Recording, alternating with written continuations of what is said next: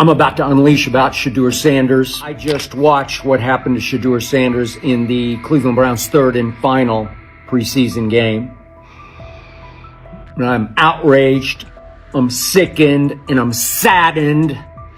By the way, Shedeur continues to be treated in the National Football League now by those sorry-ass Browns and sorry-ass Kevin Stefanski. The Cleveland Browns are once again mishandling a promising quarterback. Skip Bayless criticized the organization for failing to develop Shedeur Sanders and for misusing his skill set. He argued that the team's decisions are undermining Sanders' progress and turning a major investment into a cautionary example. Bayless pointed to inconsistent usage, questionable play calling, and a lack of clear direction as key issues limiting Sanders. He said the Browns need a defined development plan and stronger support if they expect Sanders to succeed. Skip Bayless delivered a direct, critical assessment this week. After seeing Shedeur Sanders in a Browns uniform, he argued that Cleveland is mishandling the quarterback and undermining his development. Bayless said the team's approach shows poor planning and inadequate support around Sanders. He dismissed excuses about strategy and emphasized the need for better coaching, deployment, and protection. In his view, the Browns are setting themselves up for problems before the season begins unless they establish a clear plan for Sanders. Given the team's recent decisions, his reaction is understandable. Cleveland has a history of inconsistent quarterback development. Shedeur Sanders is a premium prospect, the son of a Hall of Famer, a proven college performer, and a widely recognized figure. The organization should prioritize his reps, protection, and a clear development plan, not place him behind Dillon Gabriel as if he were a secondary option. But I'm going to answer this question by saying Shedeur Sanders, and I'm going to tell you why. I think he's being set up to fail. That's right, I'm going to say it. Okay. Here we are on national television, right? There's been 11 practices, if I remember correctly. He's been starting against he's been playing against the third unit. He's fourth on the depth chart. And then suddenly you throw him into the start line, and he hasn't had any reps for the first team at all. Think about that. So you're just going to throw him to the wolves like that, huh? I mean, you know, if he had first team snaps in practice. Yet here we are. Cleveland has one of the most publicized prospects and is handling him like a depth piece. The broader issue is the franchise's long record of quarterback instability and inconsistent development. That history colors every move they make. When the Browns draft a quarterback, fans don't anticipate a long-term answer. They brace for another reset. Shedeur Sanders should be treated as a priority, not as an afterthought behind Dillon Gabriel. Let's give him a chance. Let's give him a chance with the play calling. You know you have an offensive line that isn't playing that well. So what do? Why not just play the short game so he can get the ball out of his hands very fast to run a competent goddamn offense? Outside of that, Shedeur has to be better in understanding that the offensive line that you're working with right now is not adequate. Why not allow the players that are competing for a job, in this instance, Shedeur Sanders, to finish off the 2-minute drill? When Browns fans see another quarterback selected, they brace for another setback. The franchise's recent history, from Johnny Manziel's failed stint to the rocky handling of Baker Mayfield, reflects inconsistent development and short-term decision-making. Against that backdrop, Skip Bayless's reaction to Shedeur Sanders on Cleveland's roster was blunt. He argued the team is already mishandling a premium prospect by treating him as a secondary option instead of a centerpiece for the future. Bayless's position is straightforward. Sanders is not just a name, he brings proven college production, leadership traits, and significant visibility that can strengthen both the offense and the organization's broader profile. Burying him on the depth chart behind Dillon Gabriel signals a lack of a clear development plan and wastes early momentum. Instead, Bayless contends, Cleveland should establish a defined pathway. First-team practice reps, protection and personnel tailored to his strengths, deliberate play calling that accelerates processing, and measured in-game opportunities that build confidence and execution. In his view, the Browns need alignment from the front office to the coaching staff to prioritize Sanders' growth. Continuing to treat him like a depth piece risks repeating the same cycle that has undermined previous quarterbacks. Committing to a coherent plan gives Sanders and the franchise a realistic chance to convert potential into sustained performance. Grab hold of the starting job. Yes, but I don't think we're going to know which one until we get deep into August. Now, I think, we tracked the reps everybody was getting at practice throughout the OTAs and minicamp. But when you talk to people there, they just want to make sure everybody got what they needed. And that, Kenny Pickett, we can find out if he has the goods to be the starter. Joe Flacco, they back him off a little bit. He's 40. He may not need as much. The rookies, Shedeur, Sanders, and Dillon, Gabriel, what do they need to learn to make the transition from the college game to the pro game? That's what the spring was about for the Browns quarterbacks. Now, Shedeur Sanders has moved from social media celebrity to on-field standout, and ESPN now lists him among its first-team candidates. Reactions are split. Some fans are impressed while others are skeptical. Whether this reflects Deion Sanders' long-term strategy or simply Shedeur's rapid development, the story is drawing widespread attention. Here's a look at what led to this moment. They never planned on taking him. The problem is, like Ocho Cinco said, you got somebody that has endeared himself to the locker room. And guess what? The difference between him and Tim Tebow, the biggest one, is he can play. He can throw the ball.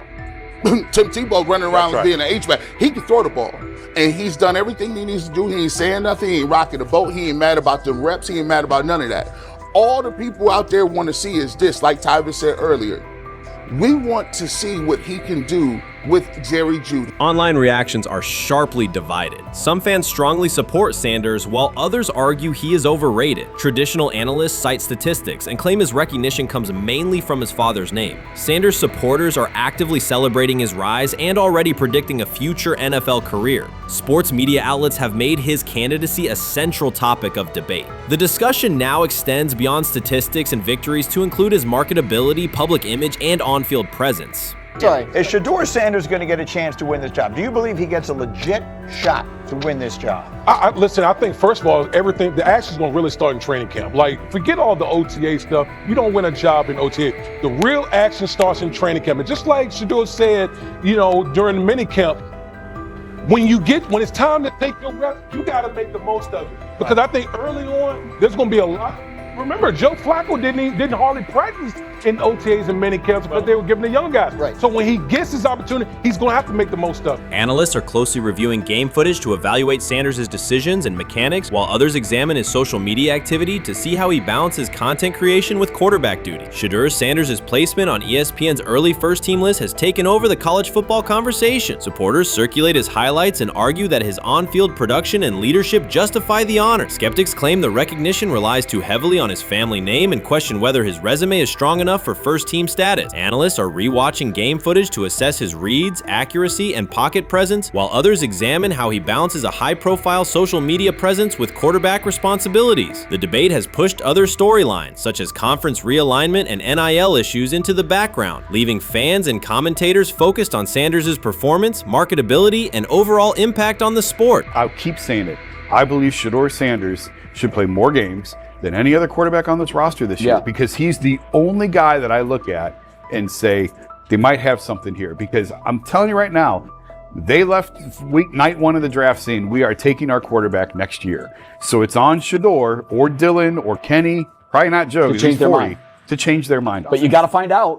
You gotta find out. Opinions differ on whether Sanders is benefiting from his family name or simply showing real progress, but the attention is undeniable. Social media is flooded with edited images elevating him to legendary status. Critics argue the first-team nod is driven by hype and marketability, while supporters point to his flashes of strong arm talent, field vision, and decision-making. Regardless of motive, the announcement has dominated the football news cycle and intensified debate over how much of his rise is performance-based versus media-driven.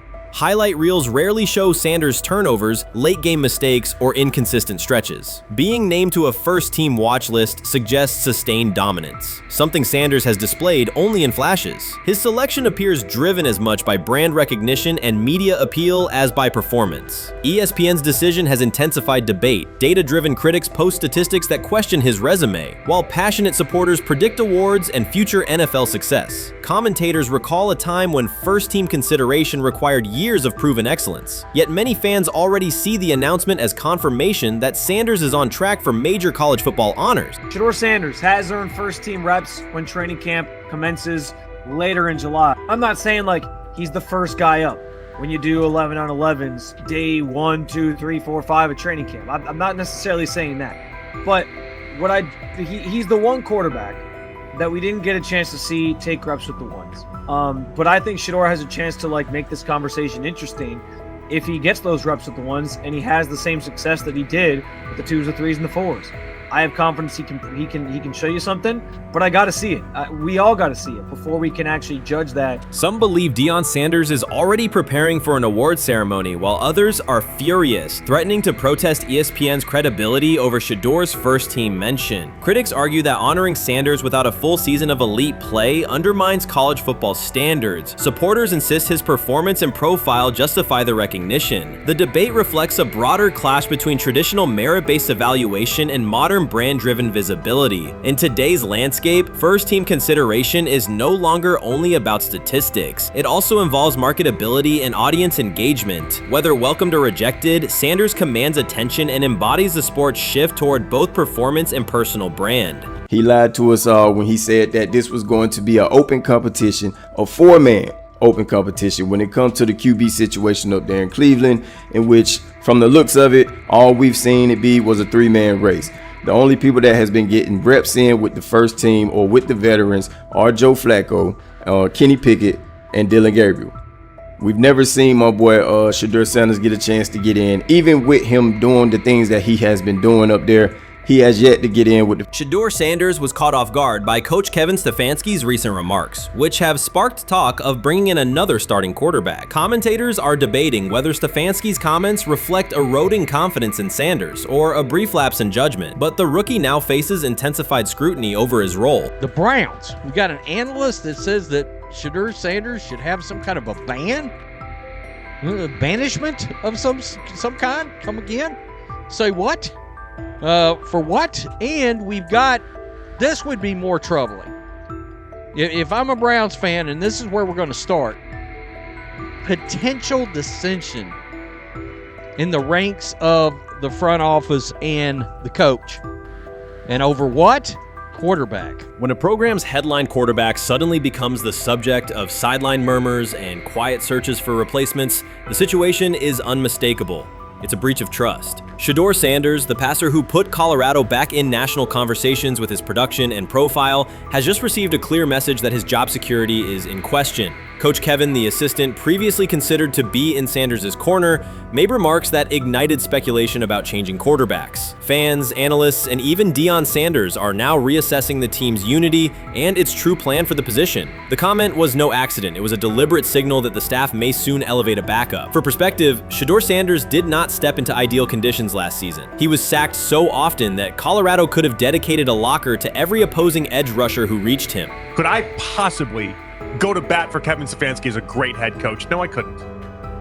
Could you go to bat against him, saying he's a horrible head coach? No, I can't. I think that's why we fall in the middle. I think that's why in a lot of these discussions, and that's why a lot of the rankings, you see him right now in that 15 to 20 range, somewhere in that middle pack of NFL head coaches. I've said earlier, Kevin Stefanski has already been given more head coaches than any coach I've ever seen in Cleveland.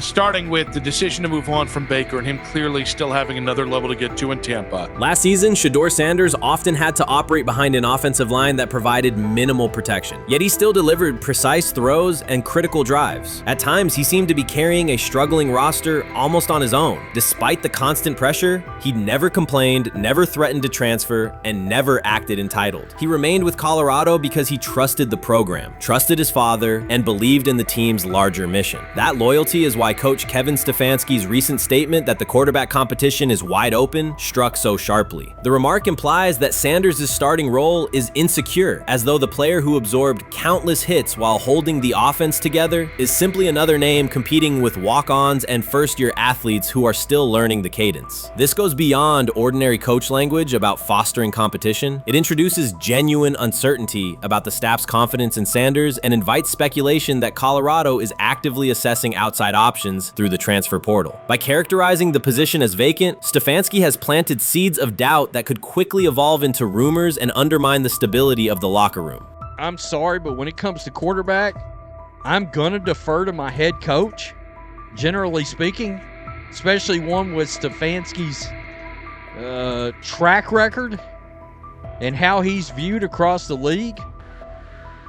So this is interesting because it tells you Kevin Stefanski's not a Shedeur Sanders guy. And it also tells us who made these picks. Exactly. The Cleveland Browns made a rather awkward decision in the NFL draft, opting to take quarterback Dillon Gabriel in the 3rd round, well before he was expected to fly off the board. Then 2 rounds later, the Browns took fellow quarterback Shedeur Sanders. So what exactly is going on? Discussion has begun about whether Colorado is actively evaluating another quarterback and preparing for life after Shedeur Sanders.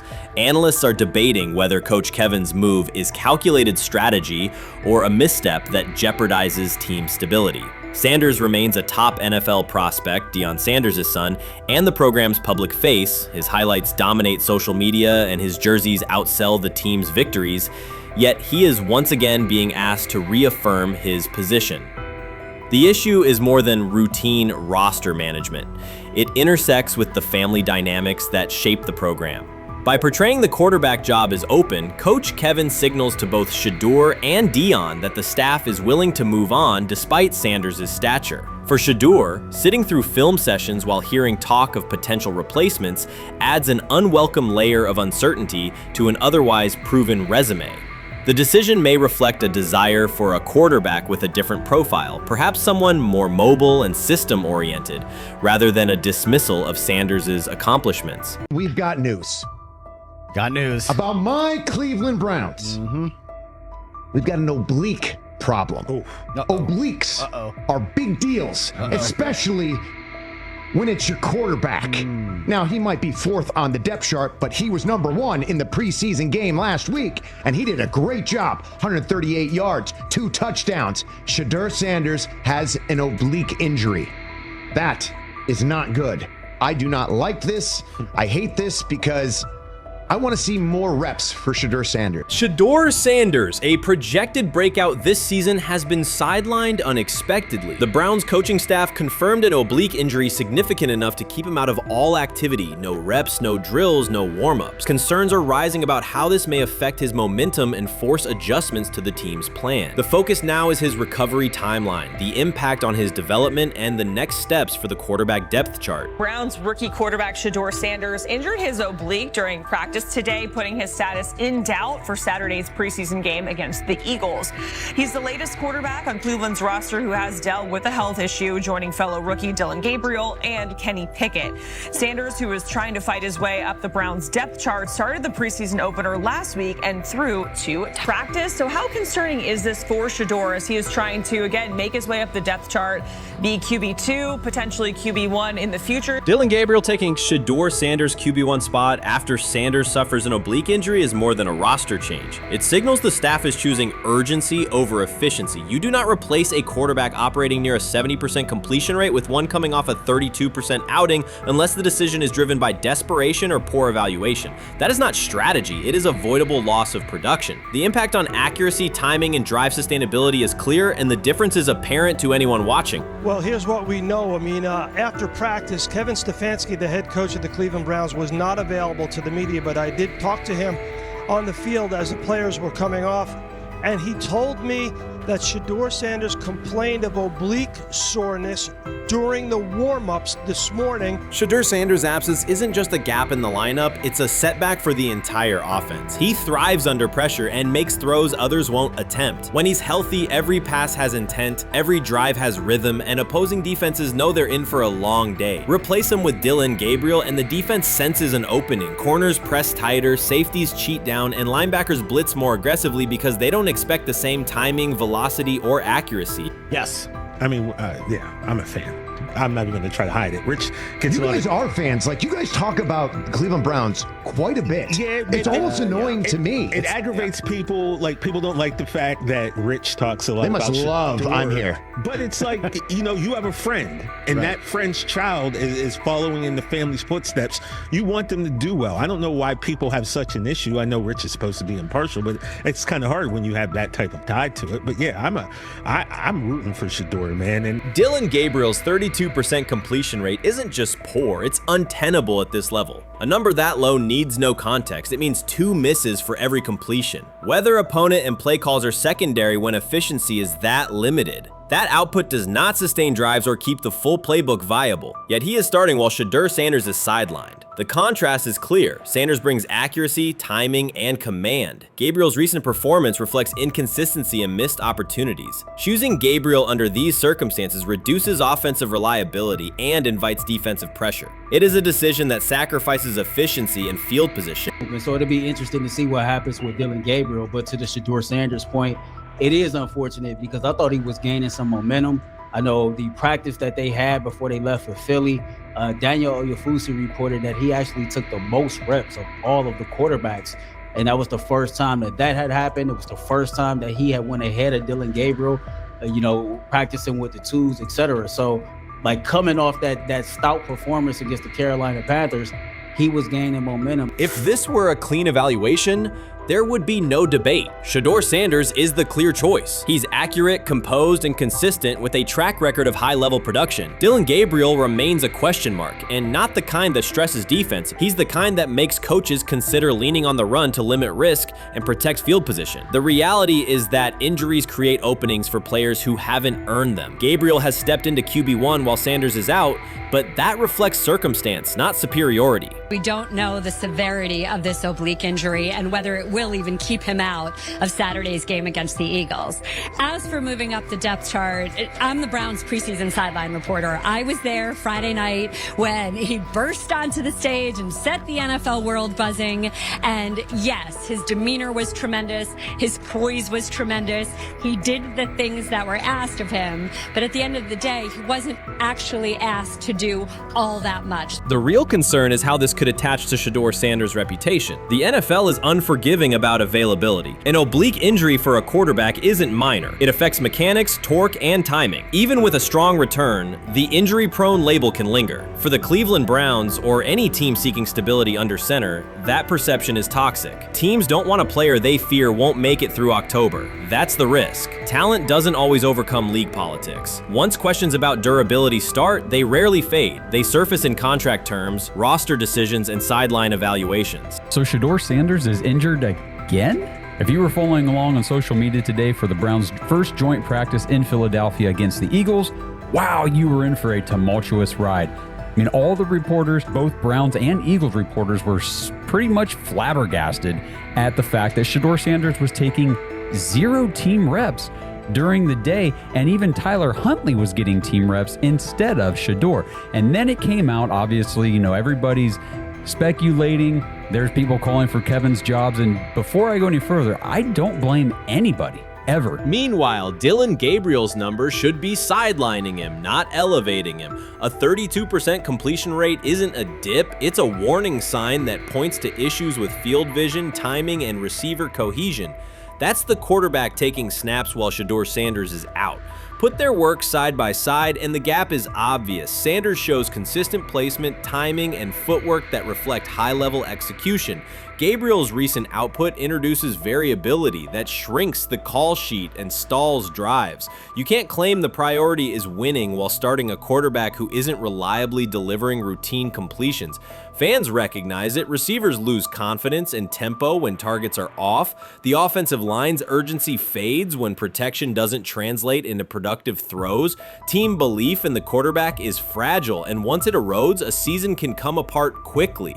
We could be looking at, 3/4 of Snoop and maybe 1/4 of Dillon Gabriel. Not really exciting for the fans. Of course, it would be nice to see what Dillon looks like. Did spend third-round capital on him. If you're Dillon Gabriel and you're a rookie, is not you want to get healed. You want the reps. You want to take these reps. So what do you do to prepare yourself and get ready? Because man, when rookies get injured, it's like these reps are so valuable. Yeah, sets him back a lot. We do have some video here. Mike Garafolo had some video of Jalen Hurts kind of helping Shedeur use his cart to get off the field here. Shedeur Sanders changes the entire equation. His presence under center keeps defenses honest, keeps teammates engaged, and expands the coaching staff's options. You can call vertical shots, open the playbook, and control the game's tempo. Dillon Gabriel limits that. With him, the playbook narrows, drives stall, and the defense ends up on the field too long trying to compensate. The Cleveland Browns are not in a position to gamble at quarterback. This is a franchise with a difficult history at the position. With Gabriel, the issues are visible from the stands. A 32% completion rate won't jump to 60% with a few extra reps. If anything, it will decline as defenses present looks they would not risk against Shedeur. And that's the core issue. Shedeur Sanders at 80% is still a better quarterback than Dillon Gabriel at his best. That isn't exaggeration, it's the numbers. If Sanders is a 70% passer when healthy, even a drop to 60% keeps him well ahead of where Gabriel is now. Yet the team is rolling with the quarterback who isn't delivering routine completions. Every week Sanders is out, his hold on QB1 loosens. That's the hard truth. The longer Gabriel stays in the role, the more coaches cite continuity and chemistry to cover what's happening on the field. Every throw and every drive has to be a statement, not just to win, but to erase any notion that Gabriel is a legitimate alternative. In the NFL, QB1 isn't handed back because you used to be the best option. You have to take it. Started off with some positive news for Shedeur, and then it kind of just went left real quick. Shedeur got the news early on that if Dillon Gabriel couldn't go, he would get his second straight start in the Saturday preseason game against the Philadelphia Eagles. And then he went on to injure his oblique. For the fans who don't know exactly what part of the body the oblique is at, what that injury is, and how it can impact the quarterback, can you explain to them what is an oblique injury? It's like up in this area, right? Well, you can't see me, but like right up in here, when you go to throw, like obviously that's all that. So the truth is straightforward. The Cleveland Browns, or any team in this situation, aren't going anywhere meaningful with Dillon Gabriel under center. You can frame it as progress and point to selective highlights, but reality will level it out, and by then the season is already slipping. Shedeur Sanders is the difference between a team with a path forward and a team playing out the schedule. He reads coverages, delivers on-time throws, and forces defenses to respect every level of the field. Gabriel turns the offense into guesswork. The NFL is built on results, and the results are clear. Gabriel's 32% completion rate functions as a warning sign. It doesn't need context, a clinic, or a film session to explain. It signals inefficiency that stalls drives and compresses the playbook. Yet he has been handed the role Shedeur established through precision, composure, and production. That decision undercuts the stated goal of winning. With Sanders, the offense retains structure, rhythm, and threat. With Gabriel, it narrows and exposes the defense to longer stretches on the field. I view things as I got time. I got time to be able to grow and mature, and be able to understand the ins and outs of the defenses and be able to get the good insight from the vets in the room. So I look at it as, a plus. And whenever, it's time for me to play. Shedeur Sanders rolled into Browns camp and instantly made the whole practice feel like a recess pickup game. NFL vets suddenly looked like they'd forgotten the playbook and were just trying to keep up. With that being said, I see some balls coming out of Shedeur Sanders at that camp, and I'm like, kind of looks like a guy. Yeah, I'm ready. He can sling it. Ready to take. I see him, some of the veterans, how they talk to him, mic'd up, see what he's doing in the community. Talking about Njoku there? Njoku, Mike Knapp. Yeah, once you see, different little interactions and things like that, I know he has the talent. We'll see. It'll be a competition that usually brings the best out of guys, especially young guys. So I'm interested to see how that quarterback situation. Right after Shedeur Sanders tightened his cleats and the Browns settled in for what they figured was a routine camp day, the whole vibe tilted sideways. No blazing comet, no UFO touching down at midfield, just a swagger-charged quarterback striding in like he'd crashed the wrong league and thought, yeah, I'll stick around and run this show. The Browns had no clue what storm was rolling in. You'd expect an NFL team to do a quick scout, maybe pull up a highlight reel or two, but nope. They greeted Shedeur with a shrug, only to watch him seize the field on snap one and run the whole operation like a seasoned pro. First and foremost, he's been the best quarterback in camp. Now look, Joe Flacco ain't had many opportunities. There was a whole day I saw he didn't throw the ball at all. Here's my theory on the situation. They already know who's starting in the number 2 is. They already know. Joe Flacco and Shedeur Sanders is already locked up. You're missing the boat, people. You're missing the boat.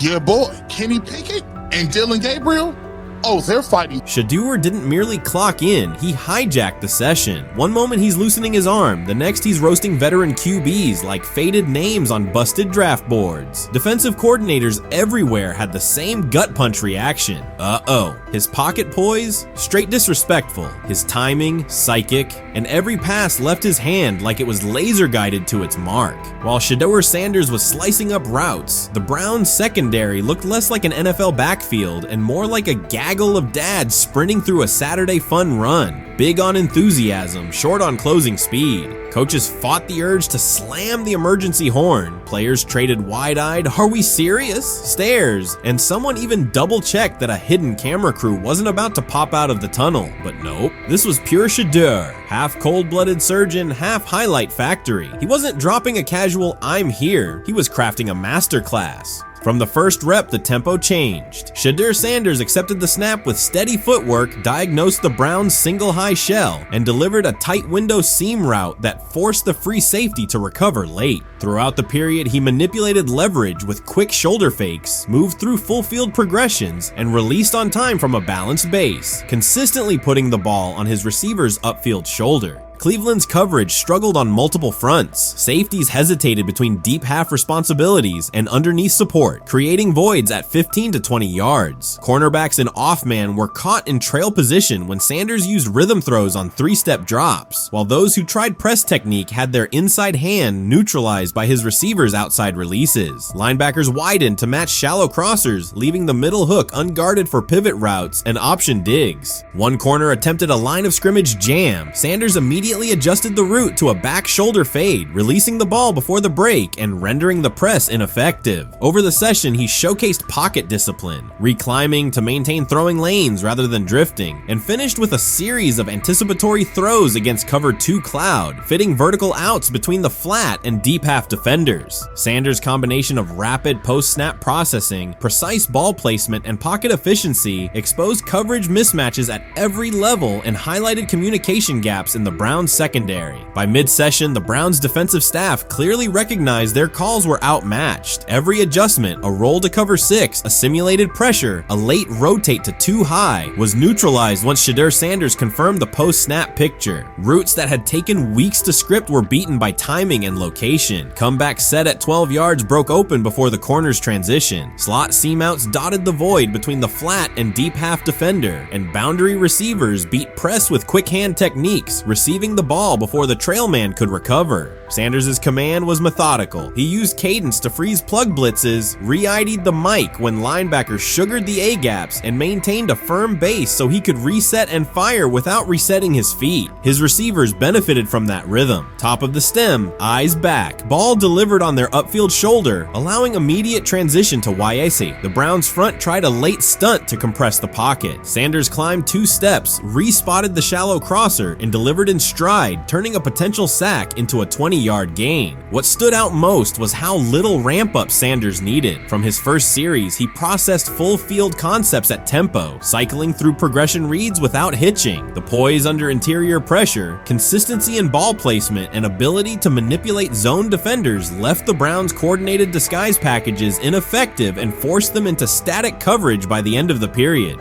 In short, Sanders' efficient mechanics, rapid processing, and anticipatory accuracy rendered Cleveland's defensive game plan ineffective at every level, from pre-snap disguise to post-snap spacing. Imagine there's many people that think Dillon Gabriel's a better quarterback than Shedeur Sanders. I don't care where they were drafted.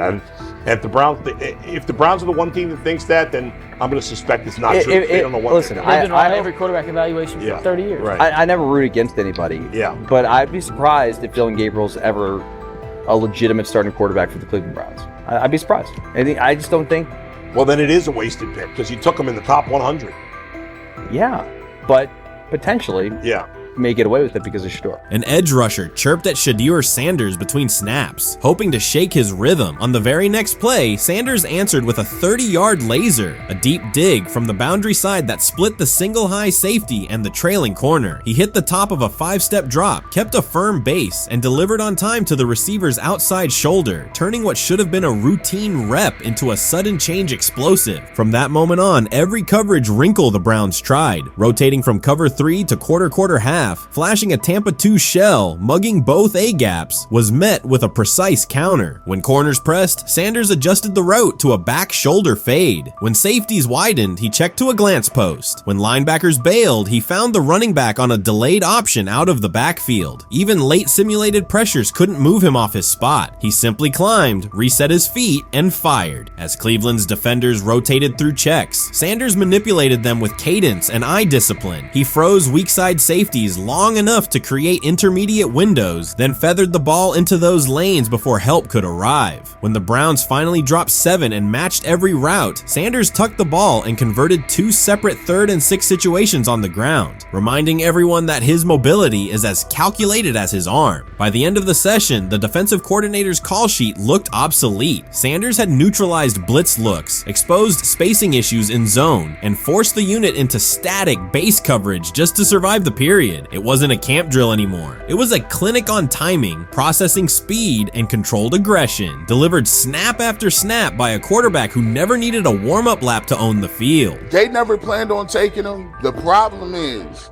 like Ocho Cinco said, you got somebody that has endeared himself to the locker room. And guess what? The difference between him and Tim Tebow, the biggest one, is he can play. He can throw the ball. Tim Tebow running around being an H-back, he can throw the ball. And he's done everything he needs to do. He ain't saying nothing. He ain't rocking the boat. He ain't mad about the reps. He ain't mad about none of that. All the people out there want to see is this, like Tyler said earlier. We want to see what he can do with Jerry Jeudy. That's it. I want to see what he can do with David Njoku. I want to see him with Junkins. I want to see him with the first running backs. If you are cooking, if you are beating down the doors with the 3s and 4s, guess what? You deserve more. From the first team period on, Cleveland's secondary looked a step slow. A deep third safety hesitated on a post-snap rotation, leaving Deion Sanders free to climb the pocket and fire a 22-yard out that arrived before the defender could plant and drive. The supporting cast around him, players fighting for roster spots, not Pro Bowl invites, benefited from his command. Sanders used tempo to control the defensive front, altered protections at the line, and located throwing lanes so quickly that one receiver didn't register the catch until he crossed the goal line. As the Browns tried new personnel groups, coverage busts multiplied. Starters slipped out for hamstring stretches while rookies rotated in, only to find the ball arriving on their blind side before they'd completed a midpoint squeeze. On a later 3rd and long, Cleveland finally closed the interior rush lanes, compressing the pocket with 3 defenders. Sanders pivoted through the traffic, stepped into a narrow escape window, and, without resetting his shoulders, whipped a no-look pass to the boundary curl for a fresh set of downs. The throw turned a potential sack into an explosive play and left the coaching staff scrambling for answers. The people who are fascinated by Shedeur for whatever reason, whether it's his play, I guess, last year was kind of fun. If you're just like a guy who grew up like loving Deion Sanders and passed that love on down to your kids, I can see why you're like that. The one thing I will give them is you're looking at this quarterback room. If you're a fan of Shedeur and say, why can't he go beat Dillon Gabriel or Joe Flacco or Kenny Pickett? So I do understand that part of it, right? Because why not? Why couldn't he be a Brown starter in October or November? That looks like a quarterback room where everyone will get a chance to start. When he led college football in completion percentage and he threw almost 40 touchdowns for over 4,000 yards, how tall was he? Because they make it seem like he shrunk all of a sudden, RC. Oh, how lively was his arm? Because all I know is somebody did that. Somebody threw for over 4,000 yards, somebody threw for almost 40 touchdowns, and somebody led college football in completion percentage. Now, I'm trying to figure out, what I try to figure out all the time, Mel, is how a guy that hadn't played football in almost 5 months. Shannon Sharpe has publicly defended Shedeur Sanders and criticized those questioning him. Sanders has earned higher recognition and some fans are responding negatively. Although there's debate about whether he belongs on a second team list, Sharpe maintains that Sanders' career is clearly ascending. Reactions on social media are mixed. Some users are angry, others are surprised, and a few say they anticipated this result. The conversation remains active. When reports confirmed that Shedeur Sanders had been elevated from second team to near top tier status, Shannon Sharpe issued an emphatic response. He delivered a detailed rebuttal to critics, underscoring why Sanders deserved the promotion and directly challenging those who doubted the decision. I don't think that he was underprepared during these meetings. I don't believe any of these stories that he showed up arrogant and that he was bombing his interviews. I mean, you watch the film, he's on time, he's on point.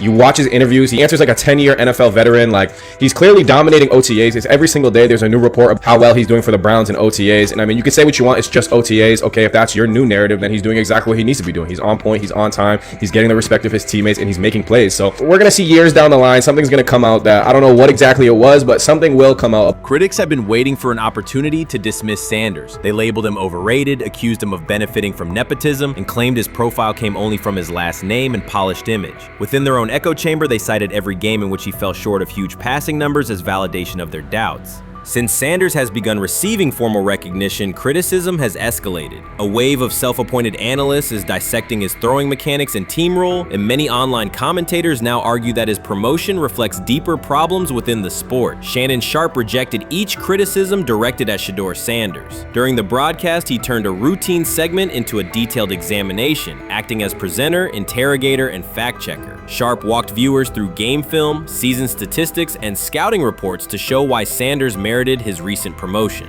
Whenever a panelist claimed Sanders had not earned the role, Sharpe countered with completion percentages, efficiency ratings under pressure, and documented late-game drives that changed outcomes. He stressed that the backlash was driven less by on-field evidence and more by reluctance to revise earlier opinions. Sharpe argued that critics were upset not because Sanders lacked qualifications, but because his progress contradicted their initial narrative. By the end of the discussion, Sharpe had moved past simple defense and reframed Sanders as a clear example of performance-based advancement, demonstrating that early predictions can be wrong. Never heard of no Dillon Gabriel or Tyler Shock. What the hell is that? So how is Shedeur Sanders going behind them? I'll tell you how. Collusion. 4 different times they passed on him. How the hell does that happen? 4 rounds. It doesn't happen to a quarterback. We've never seen anything like this before. Shedeur Sanders with the watch. Shedeur Sanders with his bravado. Shedeur Sanders with this supposed arrogance or whatever. Shedeur Sanders' advancement did not happen by chance. While detractors questioned his resume online, he continued to prepare, attend every practice, and deliver accurate throws under pressure. The contrast between his output and the complaints directed at him has been stark. Some critics even argued the selection committee was, quote, biased toward performance, as if rewarding strong play were improper. Rumors quickly followed. Certain commentators speculated that a public relations push from the Sanders family must have influenced voters, suggesting everything from coordinated media strategies to alleged favors for coaches. None of these theories addresses the basic point. Sanders earned his promotion through consistent production, poise in the pocket, precise ball placement, and efficient decision-making. Shannon Sharpe highlighted these facts during his response. He noted that Sanders' performance metrics justify the recognition and emphasize that resistance to the move stems more from prior prejudice than from substantive evaluation. For Sharpe, the goal was clear: present the data, challenge unfounded claims, and correct the narrative. The discussion, therefore, became a broader statement about acknowledging merit and abandoning outdated assumptions. Colin Cowherd defend college basketball coaches who have gotten a DUI, come to their defense and say they didn't need to be fired, that they deserve a second chance.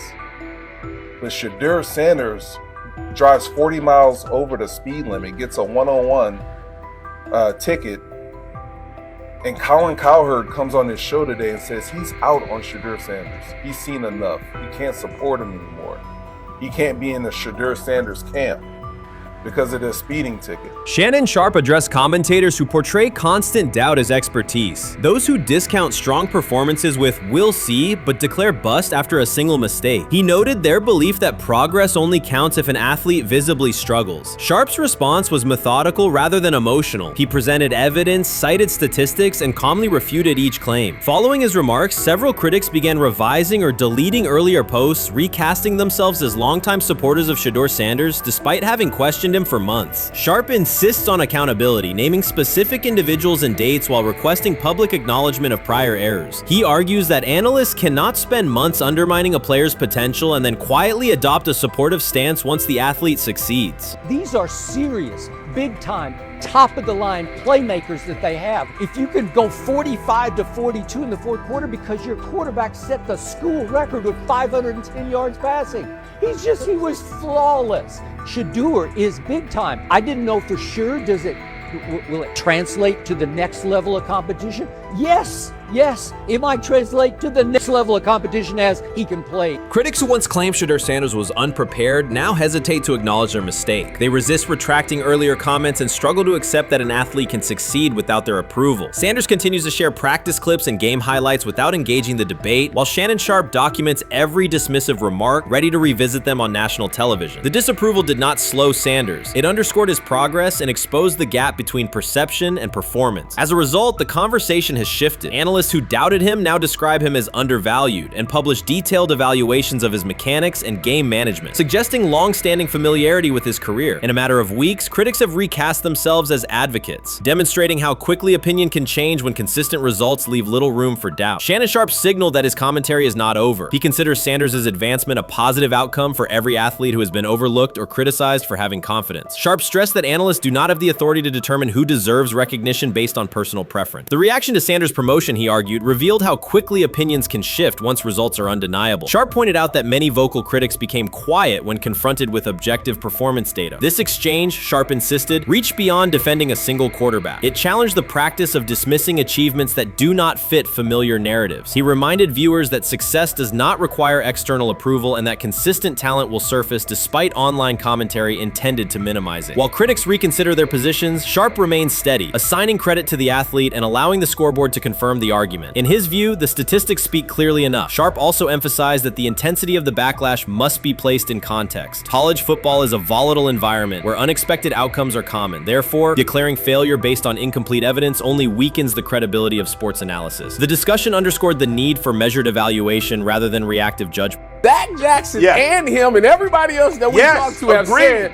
that Shedeur looks good. He looks really good. Yes. He looks better. And we got Zach that say Dillon Gabriel ain't even an NFL quarterback. It's true. So how is it that this man can't get a rep with the ones, but that non-NFL quarterback can? We all what agree with sense that. does that make? Some observers now claim that recognizing Shedeur Sanders' strong performance undermines football's traditional standards, even though they previously argued he received coverage only because of his father. Faced with Sanders' current statistics, those critics are searching for explanations that fit their earlier narrative. The data have always been clear. Their earlier objections ignored that fact. Shannon Sharpe is openly highlighting this reversal, comparing past negative remarks with Sanders' recent 400-yard games to demonstrate the gap between criticism and evidence. Sharpe did not force these commentators to backtrack. He simply displayed their earlier claims alongside Sanders' results, allowing the contrast to speak for itself.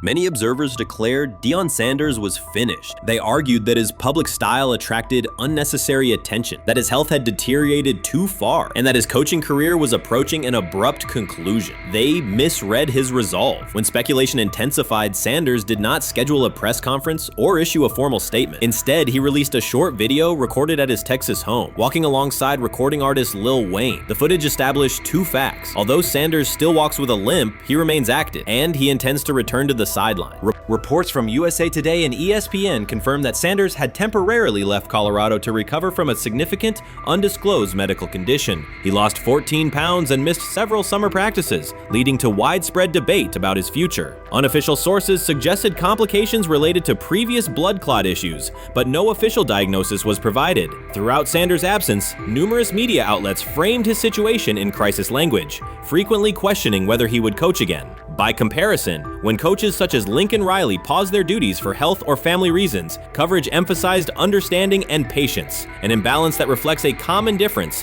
in how high-profile black coaches are treated. Sanders' silence was not a retreat, it was a period of recovery. During rehabilitation, he relied on family, faith, and trusted colleagues, yet stayed connected to his program through brief online updates. The video with Lil Wayne demonstrated that he retained strong support from influential friends, countering narratives that portrayed him as isolated or on the verge of retirement. The visual evidence showed that his setback is temporary, and that he remains determined to lead Colorado into the forthcoming season. Since accepting the Colorado position, Sanders has dramatically elevated the program's national standing. He first drew national attention to Jackson State and the broader HBCU football landscape, then moved to Boulder and transformed a one-win team into a central storyline in college athletics. His approach, combining hip-hop culture, direct communication, and open expressions of faith, has challenged conventional expectations for head coach behavior. Each step forward has been met with heightened scrutiny. His time at Jackson State was labeled a publicity stunt. His departure for Colorado was framed as abandoning HBCU culture, and his social media presence has been cast as distraction from traditional coaching responsibility. Critics often magnify Sanders' missteps and question his motives, while comparable actions by other coaches receive neutral or sympathetic coverage. Showings of enthusiasm from Brett Favre and disciplinary intensity from Nick Saban are celebrated as competitive passion, yet Sanders' displays of confidence are frequently labeled arrogance. The discrepancy illustrates deeper biases rather than differences in performance. Sanders' success challenges entrenched expectations of how a college football leader should look, speak, and act, especially a black coach who refuses to downplay his identity.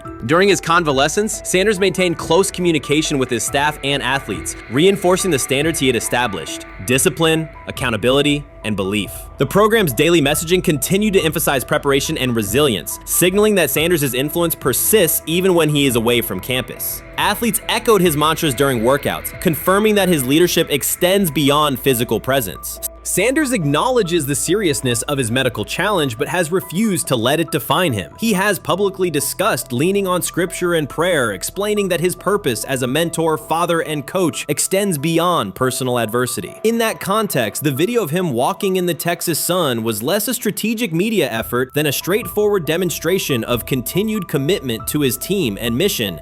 Colorado still requires Sanders' vision. Prior to his arrival, attendance was low, national media attention was minimal, and recruiting momentum had stalled. Sanders' leadership brought renewed energy, authentic identity, and higher standards of accountability. Players who previously lacked representation in college football leadership found a coach who shares, affirms, and elevates their cultural background. Sanders supplements conventional coaching priorities, scheme, fundamentals, and execution with empowerment initiatives that cultivate self-confidence and authenticity. As preseason camp approaches, Sanders intends to resume full involvement, even if medical recovery remains ongoing. His presence is expected to restore on-site leadership, stabilize the locker room, and direct media coverage toward on-field progress. For Sanders, the objective extends beyond compiling wins and includes completing a cultural transformation that expands how success and leadership are defined in modern college football. Those who predict his decline overlook the underlying traits, faith, perseverance, and purpose that have supported Sanders throughout his career. Doubts, rumors, and disproportionate scrutiny have followed him from playing days into coaching, and he has consistently responded with results. His current health setback is another obstacle, not a conclusion. The broader initiative he leads, centered on authenticity, opportunity, and high standards, continues. When Sanders returns to the sideline, it will mark the next stage of a movement he has guided from Jackson State to Boulder. The recent period of quiet has been strategic rather than passive. Instead of defending himself in daily briefings, Sanders focused on rehabilitation, remote program oversight, and family support. Each brief social media message reinforced a consistent theme: faith and preparation. He has articulated gratitude for medical professionals and has reiterated that his mission at Colorado is unfinished. His public references to scripture have been direct but measured, aligning with his long-standing practice of integrating faith into leadership. By walking through his ranch with Lil Wayne, Sanders signaled continuity. The clip underscored that influential supporters remain engaged, that Sanders' broader network values his vision, and that he remains capable of navigating physical challenges. The visible limp was not evidence of imminent retirement. Rather, it documented the reality of ongoing recovery and the resilience with which he approaches each obstacle. Colorado's athletic administration and football staff continue to affirm Sanders' program direction. Recruitment communications cite his established record in fostering cultural relevance and national exposure. Prospective athletes respond to a coach who presents a transparent path to development, both on and off the field. Current players refer to Sanders' coaching points with clarity, citing specific drills and expectations that remain unchanged during his absence. These indicators demonstrate that the core structures Sanders implemented are functioning and that his return will be an amplification, not a restart. Criticism regarding Sanders' public persona often conflates media style with coaching substance. Analysis from opponents suggests that social media engagement dilutes football preparation, yet Sanders' staffs emphasize time management and delegation. Defensive and offensive coordinators handle in-game adjustments, while Sanders directs overall culture, recruitment, and leadership. He has articulated that visibility serves to amplify program accomplishments and enhance player opportunities, not replace strategic football planning.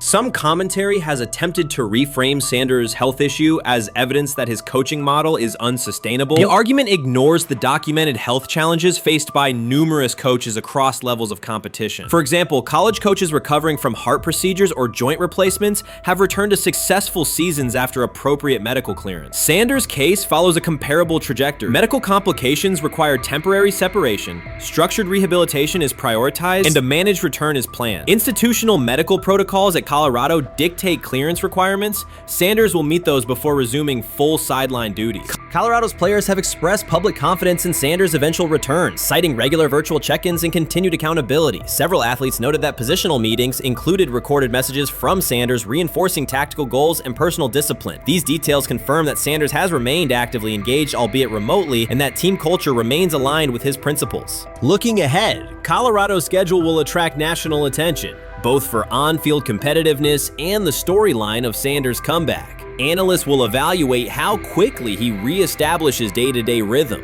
and whether his physical limitations influence practice oversight. Internal planning accommodates gradual escalation of responsibilities, with medical staff and strength and conditioning personnel contributing to phase reintegration.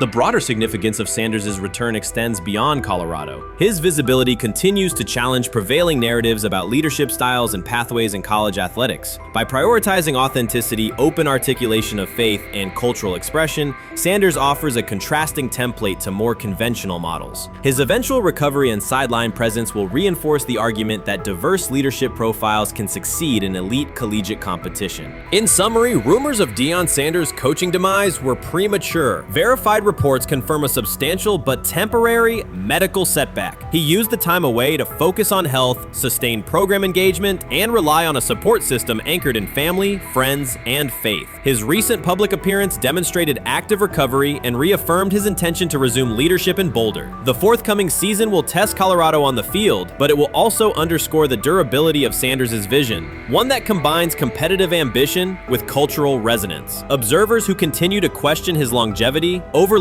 the resilience and purpose that have defined his career. Sanders' return is imminent, and the movement he leads remains intact. The 2025 NFL Draft was expected to be Shedeur Sanders' moment. Many projected him as a top 10 talent and a headline quarterback in one of the most discussed college football storylines in years. Instead of walking across the stage on the first night, he waited through 3 days without a call. There was no celebration, only silence. When the phone finally rang at pick no 144 in the 5th round, it was the Cleveland Browns. With that selection, the financial outlook changed dramatically. The Sanders family believes this was not a typical draft slide, but the result of coordinated action. They are pursuing a $100 million lawsuit alleging collusion across parts of the league.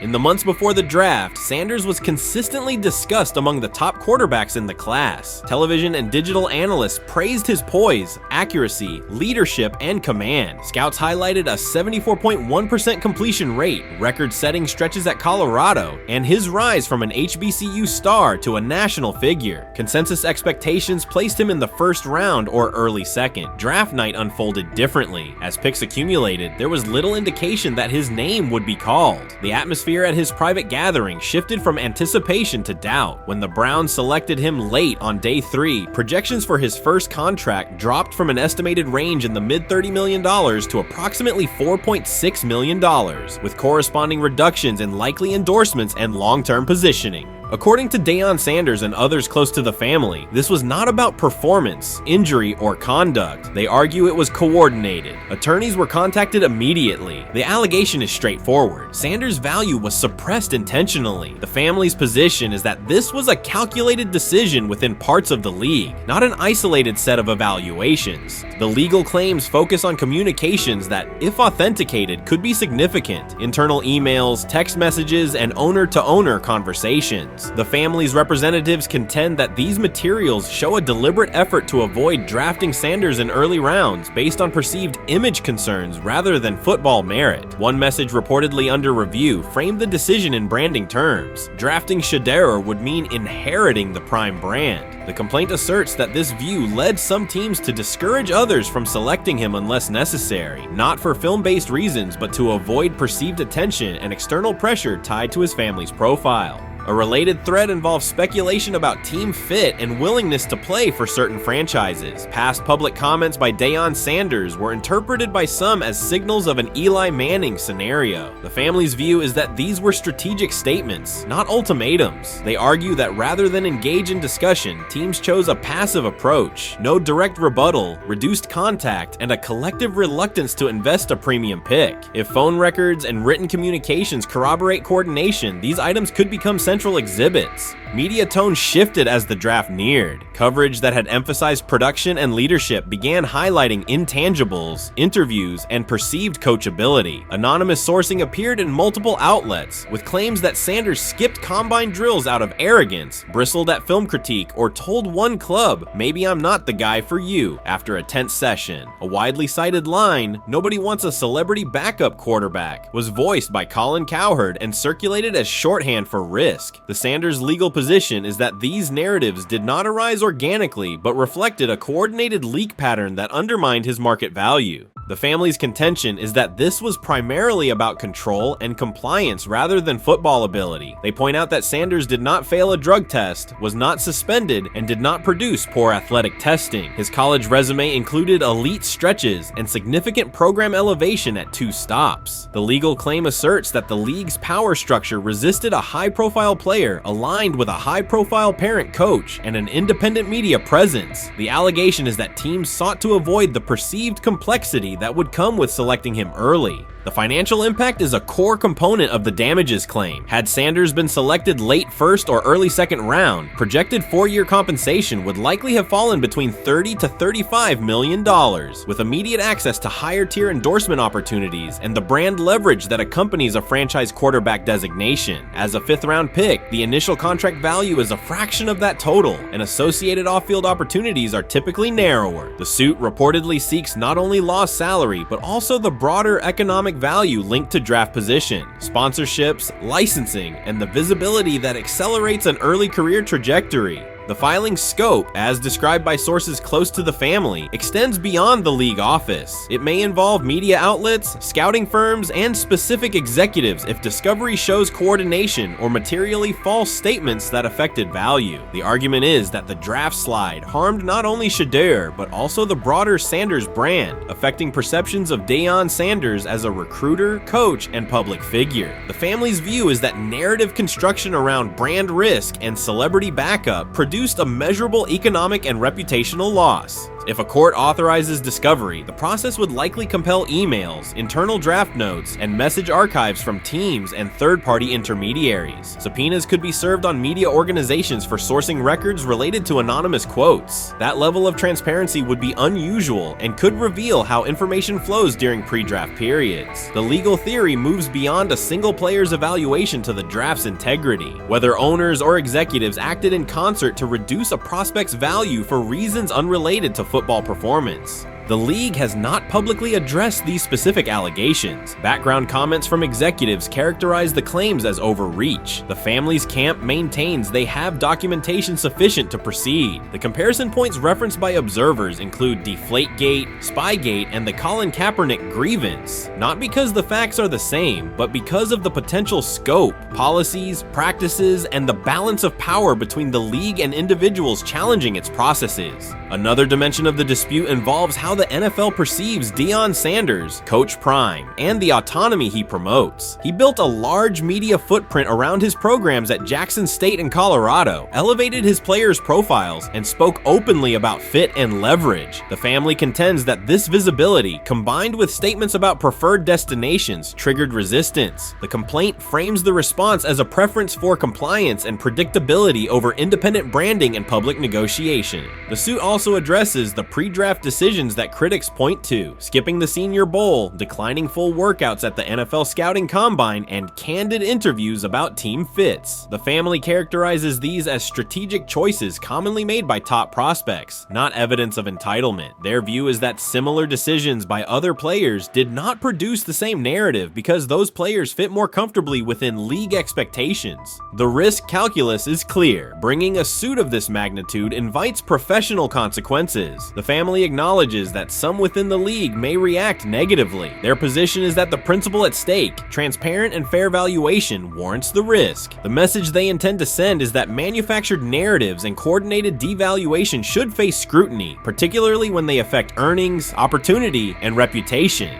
If the case advances, several outcomes are possible. The court could find insufficient evidence of coordination, limiting the scope to individual judgments protected as opinion. It could also find enough to proceed to broader discovery, which would have implications beyond one player, including potential changes to how teams document evaluations and how media handle anonymous sourcing close to the draft. Agents might push for reforms, including clearer guardrails around leaks and standardized prospect communication records. For now, Sanders is working within the Browns structure. He has avoided public escalation beyond confirming focus on preparation and development. The lawsuit is a separate track managed by counsel. This dual approach, professional routine on the field and legal action off it, reflects the family's strategy. They intend to contest the process they believe harmed him while meeting club expectations day to day. The core allegations remain consistent across their statements. A talented quarterback saw his draft value suppressed by coordinated behavior tied to branding concerns and public positioning rather than football merit. Media narratives amplified that shift, and the result was a substantial, quantifiable loss. The remedy sought includes compensation and a measure of accountability that could deter similar conduct. Whether the claims are ultimately proven will depend on documentation and testimony. If emails, texts, and call logs substantiate coordination, the impact could be significant, prompting policy review around pre-draft communications and media engagement. If not, the case may narrow to disputes over opinion, perception, and the gray areas of scouting. Either way, the filing signals a willingness to confront entrenched practices and to test in court how far the process extends beyond film and interviews. This situation has moved from speculation to litigation. It addresses control, image, and power in a system that influences careers and compensation. It also underscores how public narratives can shape market outcomes. Sanders' path now has two tracks: earning opportunities on the field in Cleveland and seeking redress off the field for what the family views as an avoidable and orchestrated loss. The questions at stake are larger than one draft slot. They touch on how the league values independence, how information is weaponized, and what recourse exists when a player believes the evaluation moved from football to optics. The answers will emerge through practice reps and, potentially, through discovery and a courtroom record. So before your final year at Miami, there's a lot of conversations revolved around Shedeur Sanders. Obviously, I'm assuming you guys have a great relationship. Some of the clips you've seen and stuff like that. What is it like for you to have like this rivalry with Shedeur? I don't have a rivalry with him. That's my boy. So at the end of the day, this whole process, we thought me and him were going to be 1 and 2 the whole time. Whether he's 1, I'm 2, whether I'm 1, he's 2. And so that's just always been, our mindset. It didn't go that way. I thought he was one of the better quarterbacks in the draft as well, even throughout college. A lot of stuff out there on him ain't really, the truth, just because they spin it different ways. Like they spin stuff about me different ways. But I mean, when he gets his chance, become a starter, I know he's gonna make the most of it. And I'm ready to get back to work with him, after the season, talk some more stuff to him. Cam Ward directly challenged the uneven standards applied to Shedeur Sanders, calling them inconsistent and unfair. By insisting that performance, not politics, guide evaluation, he shifted the discussion from one player to a league-wide problem. Sanders' treatment now serves as a test of how the NFL supports and evaluates emerging quarterbacks. I feel a special relationship with him, especially me. First getting to know him 5 years ago when I started working with him. But it did surprise me because he's a good quarterback. It doesn't give a lot of credit that he deserves. Especially the plays that he made in Colorado. A lot of quarterbacks in the country are making those plays. And so when he gets this opportunity, I'm pretty sure having soon today that he'll make sure he'll make plays on the field. Cam Ward's public challenge to the treatment of Shedeur Sanders brought the issue into clear view. For months, discussion around Sanders has centered on his profile, major compensation, a prominent Nike deal, and the expectation to stabilize a struggling franchise. Rather than a standard evaluation of a top prospect, he has faced sustained skepticism from analysts, fans, and league voices. Ward's comments underscored that the standards being applied to Sanders diverge from those used with other rookies. By stating it directly, he did more than support another quarterback. He identified a broader problem in how the league responds to young players with significant visibility. The takeaway is direct. Assessments should reflect on-field performance and development, not external narratives. A generational talent. I'm a prove him right. gonna prove him right. Don't worry. Oh my gosh. An article came out today. I'm generational. So I guess it's article versus article. I like that you think that, man. But we all know the truth. What? Trav gonna be first? You generational, I'm legendary. That's cool. We can be legendary. Legendary get their ass. We'll start doing in like 5 minutes. Shedeur Sanders entered the league with more than a playbook. He brought a public brand, a family legacy, and expectations unusual for a first-year quarterback. Before his first regular season throw, he was already positioned at the center of attention. Rather than assess him on that reality and his on-field ability, many voices reduced him to marketing, treating visibility as proof of hype instead of performance. Cam Ward pushed back on that framing. His point was simple: judge Sanders by the same criteria applied to other rookies. With Sanders' resume, production, leadership, and composure, most first-year quarterbacks would be discussed as long-term cornerstones. The evaluation should be consistent, focused on development and results, not perception. This is the process with Shedeur, who I know is a buddy of yours, and how do you think both of you guys will end up doing in the league? I think we'll both end up being one of the best quarterbacks in the league. I just think the work that me and him are willing to put in, the relationship we have to constantly compete each and every day, to better our craft, for ourselves. I just think it's gonna end up paying off for us in the long run. You guys kid each other about who's going first and how much that matters to you?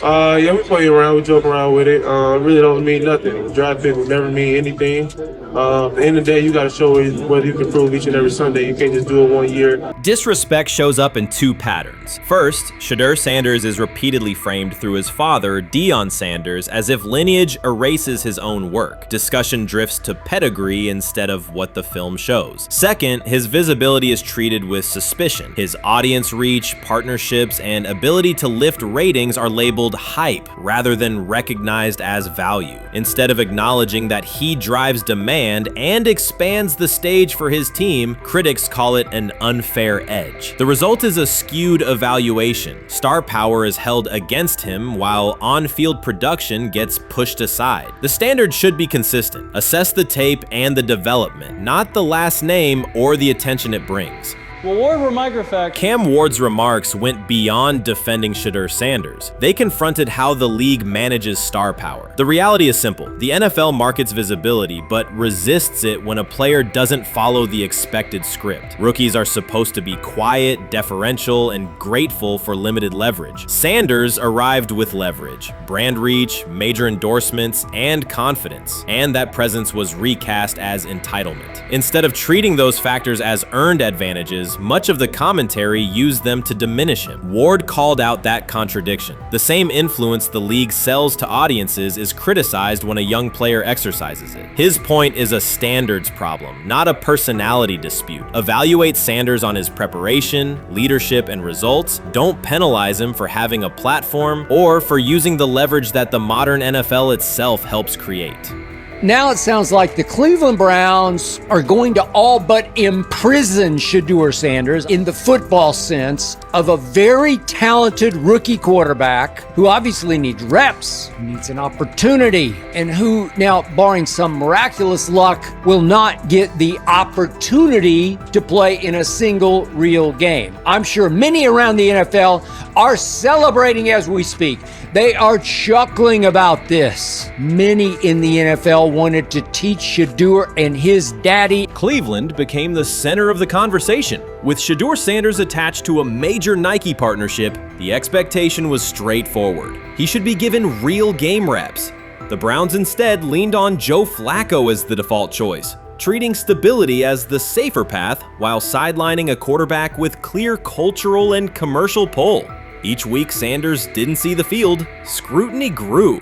Commentary questioned the value of his contract environment and relevance, and fan debate shifted from development to doubt. That wasn't measured evaluation. It was a delay framed as prudence that eroded confidence in the process. Cam Ward reset the terms of the debate. He pointed to an uneven standard. When veterans or other young players secure significant endorsements, it's considered smart business. When Sanders does it at scale, it's recast as ego or hype. Even the scope of his off-field agreements became ammunition against him rather than evidence of market demand. Ward's position is simple. Use one standard. Assess Sanders on preparation, decision-making, and progression, not on discomfort with his platform. Treat visibility as an asset, not a disqualifier. The issue isn't attitude or branding, it's the consistency of the evaluation. Ward called it directly. The treatment has been unequal, and it should be corrected by aligning opportunity with performance criteria. Fans need to recognize there's not a team in the league he'd start for. Not one. That's not ridiculous, that's not unfair, that's not a vast conspiracy. Shedeur Sanders fans are Angel Reese fans. They're just fair weather fans who don't really give a fuck about the sport. Most of them are just Deion fucking groupies that followed him when he went to fucking Colorado, just like Angel Reese's fans had never watched basketball prior to her playing at LSU, and they followed her to the WNBA and don't know shit about the sport.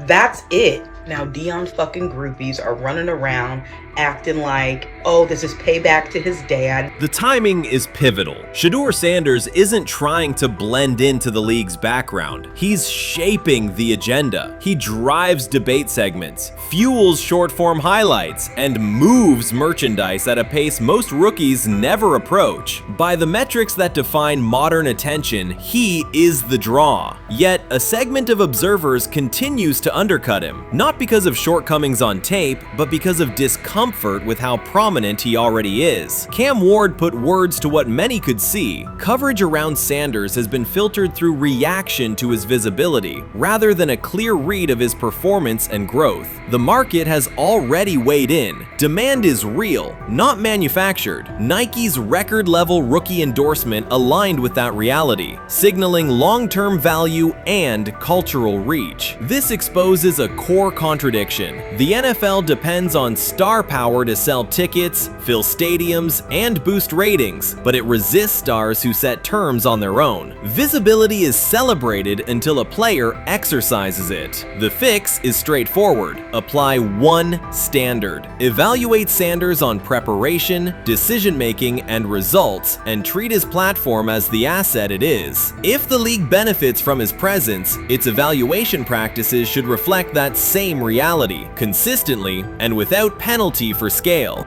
Shedeur Sanders does not depend on league promotion. He established his platform before the NFL and continues to expand it on his own terms. That autonomy challenges the status quo. Cam Ward's support was more than a defense of a teammate. It was a warning that if the league holds to outdated expectations, it risks falling behind the very players who drive audience attention and revenue. Claims that Sanders lacks real popularity ignore measurable facts. A large, active following, consistent merchandise demand, and sustained coverage across major outlets. Doubts about his standing as a quarterback overlook his college production and growth indicators. The pattern is familiar. Efforts to minimize him increase his reach. Each skeptical headline widens the spotlight, and each dismissive take creates more engagement. You cannot reduce a player built for visibility by arguing he should be less visible. The practical outcome is the opposite. Scrutiny becomes signal. Sanders is not merely enduring criticism, he is turning it into momentum, converting attention into leverage on and off the field.